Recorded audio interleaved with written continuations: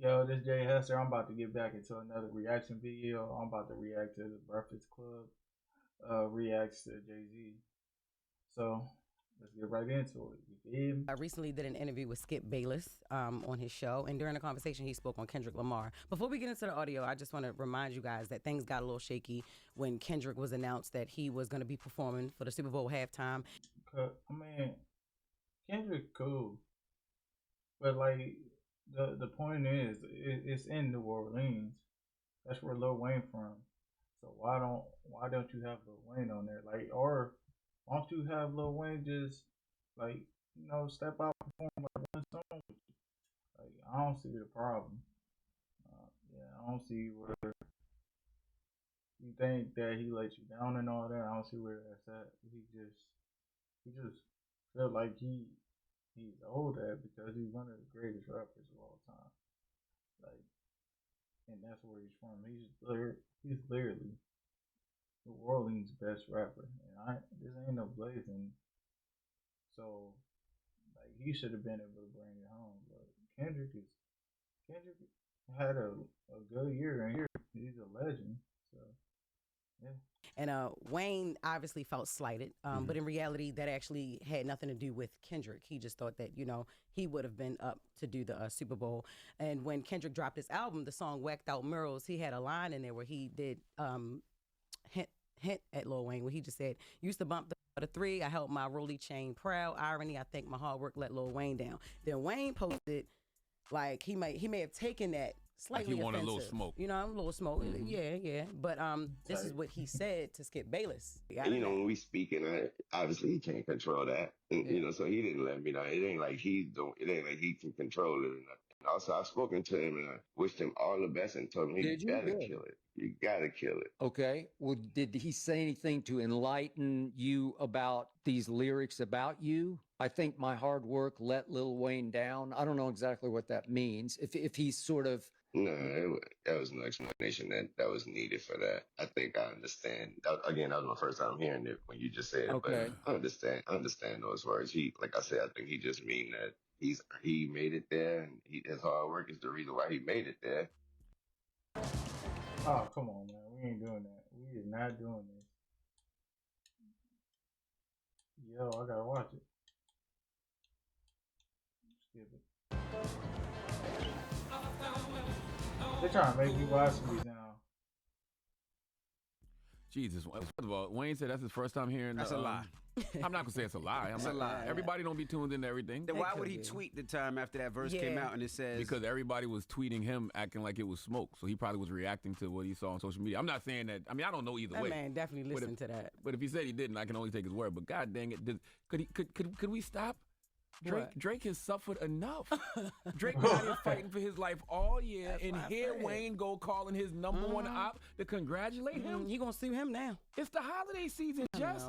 Hanukkah's next week, not right now. I ain't gonna lie, that's his mentor too. That's crazy. Man. Wayne. I know, but he had to. He had to clear it up. What if Wayne hung up the phone with Kendrick like, "Hey, by the way, you was right. That was conniving." Hey, yo. Like, come on, man. I know, but I'm happy. I'm happy that they cool. They ain't got no bad blood, no nothing like that. But what about Aubrey? What about Aubrey? Damn, he's so busy judging Drake contests in Toronto. Let him do that. Shoot, that's what he wanted. That was wild. That's pretty weird. That's your man. Yeah. You call and you make things. Not Drake judging it, but why are they trying to pretend to be Drake? Good with the op. Yeah, I mean, that ain't just a little op. Like that's the op. Yeah. Well, according to Drake, he's a little op, but yeah, he is the biggest op. Yeah, or maybe we think that's his man. Now maybe that's not his man. Maybe we don't know these people relationships like that. So that's not his friend. Maybe not. We will see. Nobody's Drake friends today. He always tell on himself. So we'll see how he feels. He can't hide it. He won't be able to hide it. Drake got no friends outside of Toronto. That's why he been there. That's right. And he just paid $10,000 for an extra friend. That whole lookalike. The one who looked like that him. was a friend contest. He was looking for a friend. That wasn't no. Bro, stop playing with Drake Top, man. Why is he over there? Why is he playing with Drake Top, man? One of y'all gonna be my friend. Period. Anyway, more Jamie Foxx details. So yesterday we reported that Jamie Foxx got into an altercation at Mr. Child and Beverly Hills during his birthday dinner. Now, since we reported that, more witnesses came out and revealed more details about it, right? So apparently Jamie Foxx he was having a dinner with about. I ain't gonna lie. That's hilarious. She looked kind of straight. She's fine. 50 guests. I didn't know that. Remember yesterday when you know it was like 50 people, and his table was on the ground level of the restaurant. Upstairs in the VIP section, there was a Christmas party going on, and that was the production team of Jackass, like Johnny Knoxville and all of them. That show's still around. Jinx. That's what I was thinking. What? Jackass. Right, I'm not sure. Obviously, if the production team was having a Christmas party, obviously it is, or maybe even coming back. Johnny and them weren't there, or the main cast, they weren't there. It was just their production team. And the production crew, they must have noticed Jamie, like, oh, he here for his birthday, so they sent him a drink. Now, Jamie don't drink. So, but he didn't refuse the drink. He took it. He just didn't drink the drink, right? And when somebody was like, those are the people that sent you the drink, they had a laser, and it was like a penis printed laser, like one of them little beams, like Penis projector pin. Yeah, a penis Ordered one projector last night. pin. As soon as I heard the story, Jesus Christ, you probably been had a bunch of them around the house, crazy. But they had it on his face, and so he was offended by that. Like, yo, like, you know what I mean? Not in front of my kids. I mean, it wasn't only his kids there, but his kids were there or whatever. So he was offended, and so he got up, he went over there, and it was a problem. They started getting upset or whatever. So that's when the glass was thrown, right? Because he swelled up. Oh, they getting like, yeah. Putting no penis on my face while I'm here with my family. You know what I mean? So he swelled up, and he got the glass thrown, and he had to immediately leave to get stitches because obviously it was blood. But his team and the other table, they was going back and forth.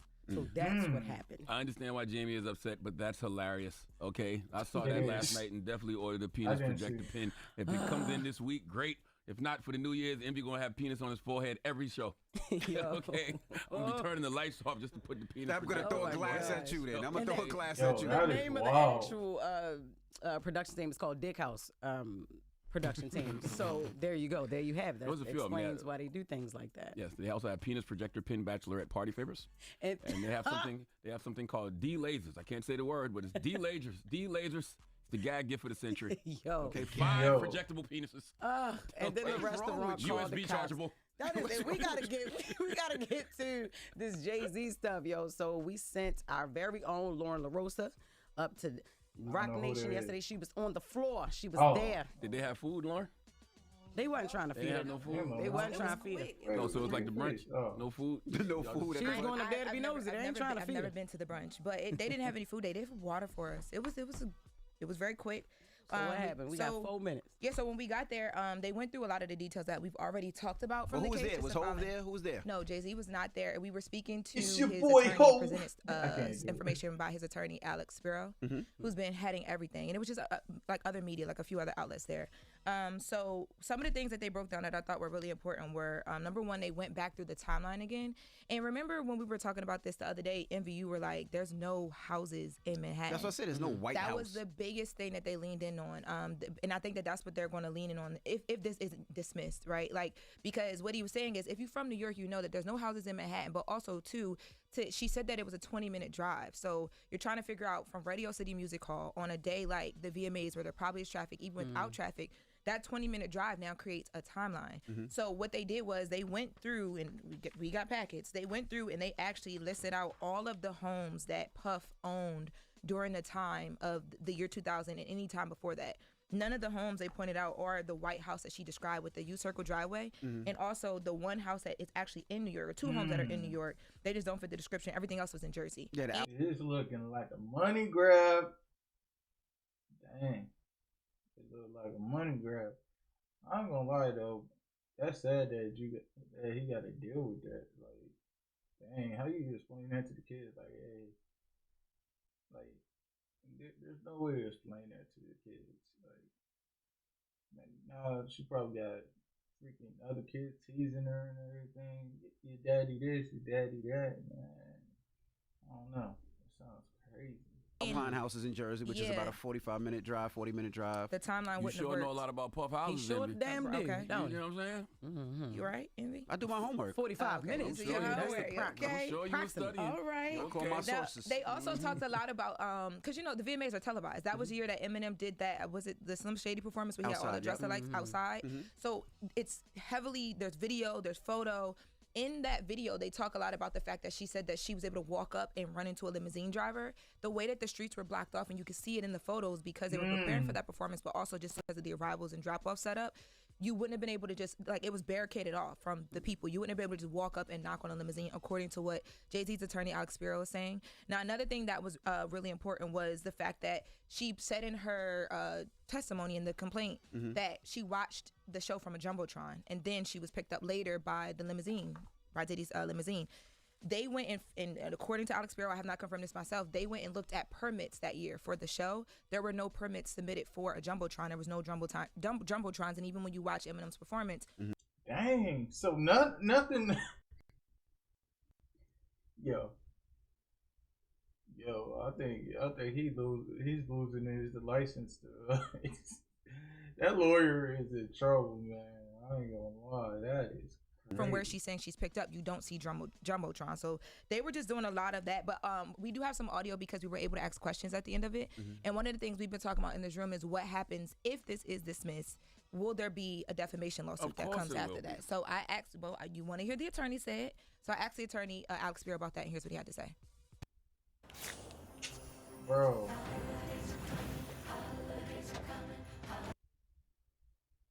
If this case is dismissed after that, are you guys decided indefinitely to file anything in addition, like a defamation lawsuit? This issue with a lawyer taking advantage of the situation is going to be dealt with, I can assure you. And I think sort of stay tuned. I think the first thing today was to make sure that everybody understands this is not an account of inconsistencies. I wanted everybody to understand that this never happened. This is completely false. And then we'll move forward from there.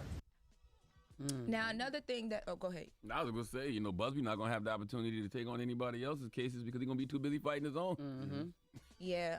Another thing that I thought was interesting, too, when he said this, I was like, ooh, the brunch ain't the brunch, I guess, no more. So someone in the room, another one of the reporters asked, Jay-Z has been making all these statements, but he has never mentioned Diddy in any of the statements. Diddy is involved in this case. He's named in the same doc. What's going on with that? Does he plan to mention Puff? Let's take a listen. I mean, Mr. Carter has nothing to do with Mr. Combs' case or Mr. Combs. They knew each other professionally for a number of years, just like in all professions. People know each other. At the music awards, they support each other. If you go to the NBA All-Star game, they support each other. That's just how professions work. There is no closer association between any of them. That's also a matter of fiction. That's all that there is. He doesn't know anything about the charges or allegations against him. He has nothing to do with that case. And there's nothing more to say. I mean, just because you see people at industry events, just because you see people even working together, doesn't mean they are friends. They are peers. You trying to tell me up until this minute, you never thought Jay-Z and Puff were actually friends? Outside of just like we make music together? Because that shocked me. When he said that, I said, whoa. I thought that they were friends. I thought that Diddy and Jay-Z were friends. It makes sense you're going to distance yourself right now, but I thought that they were friends. And I thought that you could look at photos and disprove what Alex Spiro just said. I thought that was a big thing for him to say.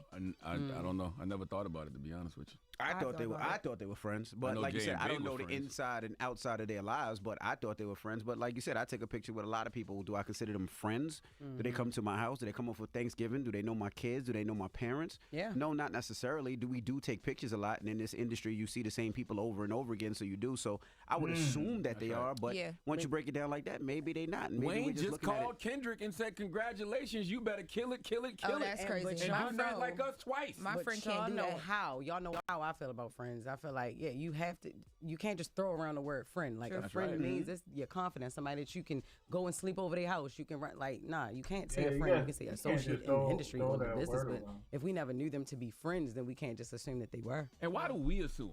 We just the public on the outside looking in. How are we going to tell you no? I don't know what Diddy and Jay-Z had going on. They could have been friends. They could have not been friends. Well, obviously he's saying they wasn't friends. So, shoot, we only can take what he's saying as facts right now. Because, like, how would we know? What, we're just going to assume? Like, hey, yeah, they were friends. Like, we don't know what them people have going on. They probably don't even like each other. They probably been in competition this whole time. Or they might be cool. I don't That's your friend. That's your friend. I think it's just a perception thing. But honestly, I was thinking about it like this: like, if it is just a perception thing, if Busby even tries to hit back with like, oh, well, look at the photos, look at what Puff said at, remember that year at the Grammys, and he talked about, and Jay-Z was there, whatever. Yeah. It's just perception. The same way, like, you can argue it's just perception. And Busby got a lot of other things to worry about, because the way that they broke this down, timeline, it really doesn't make sense. So they have. I'm interested to see what Busby's response is. Perception is not reality. Like, you ain't never been hunting a day in your life. But you're killing with that Duck Dynasty fit. Baby. I'm from South Carolina, so I love the Duck Dynasty fit. At least it was I didn't know where you was going. It's not deer hunting season anymore, but you're still killing it. But also, I mean, we see day in your life, and look at you. We also. Oh. I ain't gonna lie, that's crazy. Also seen Puff say, my brother Jay-Z, this is my brother, we're brothers. You hear that term, it makes people assume that you guys are. But I feel like he say that about everybody, man. I don't know, maybe Diddy was just lost, bro. Maybe he one of them people that think he friends with everybody. Like, he probably thought he was friends with everybody. So, and then people will try to use you, so you never know. I mean, I ain't trying to plead no case. We all seen him throw people around. It ain't got nothing to do with me, but hey, shoot, that's why. Closer than just associates. And maybe it's just like my brother in the business. Everybody needs to stop throwing that brother sister thing around so much. Sleep over. You ain't sleeping over Puffy house, allegedly. Who ain't sleeping over Puffy house? Envy know every house. Before you even said the house, Envy was saying, I know this house and that place. Yeah, we gotta check Envy GPS. Envy know where the camera's at. Nothing. I mean, I know where every celebrity house is. That was what you a group. No, it's not. Logan, man. It's not even toughen this man up for the holidays. It's not even being a groupie. Is when you young and you trying to make it. That was my inspiration. I get you. So I used to drive, and I talk about it in the book. I used to drive by rich neighborhoods to look at the houses and be like, one day I want a house like that. One day I want to live there. One day I want that. Until I was able to purchase it. One day Diddy was in the lawn with his shirt off, and he said, "If that thirsty mother effer ride by here one more time, I'm gonna give him a drink." You should have said "gave me baby oil." That's what you should have said. No, I give him a drink. I don't want to drink. You was drinking out his hose. Lord. Thank you, Jess. Thank you, Lauren. Wow. That was Jess with the mess. Oh my God. Now when we you come said back, custard? Come on, we gotta go. Come on, don't ask me. Get out of here, Duck Dynasty That is now. not. All right, Duck Dynasty. Yeah, that's it. You here for litigiousness. That's it. Goodbye. Litigiousness. Wake that ass up. That's wild. The Breakfast Club.